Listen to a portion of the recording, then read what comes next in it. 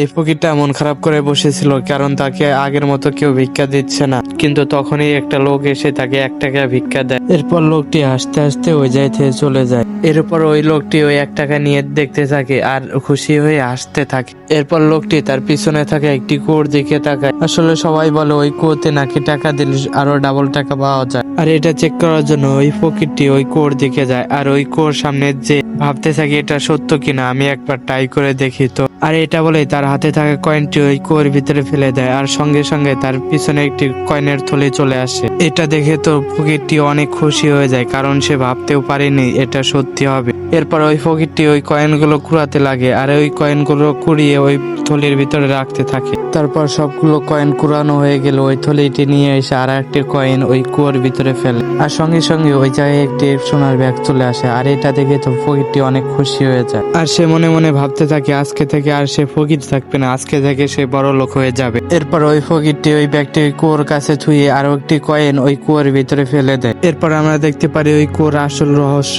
আসলে ওই কুয়োটা বড় লোকদের টাকা পয়সা নিয়ে ওই ছেলেটিকে দিচ্ছিল। এরপর ওই ছেলেটি আরো একটি কয়েন ওই কুয়োর ভিতরে ফেলায়। আর এদিকে আমরা একটি লোককে দেখতে পাই যার হাতে কিনা একটি দামি ঘড়ি ছিল, আর যেটার কিনা অনেক দাম। আর এটা পরে ওই লোকটি ঘুরতেছিল, আর হঠাৎ করেই দেখে তার ঘড়ি হাত থেকে নাই, উদা হয়ে গেছে। আর এরকম করে অনেকের অনেক কিছু উদা হয়ে যাচ্ছিল, যেটা কিনা কেউ বুঝতে পারছিল না। এরপর এই ফকিরটির সাথে কি হয়েছিল দেখতে চাইলে ভিডিওতে লাইক দিয়ে চ্যানেলটি সাবস্ক্রাইব করে কমেন্টে পার্ট 2 লেখো।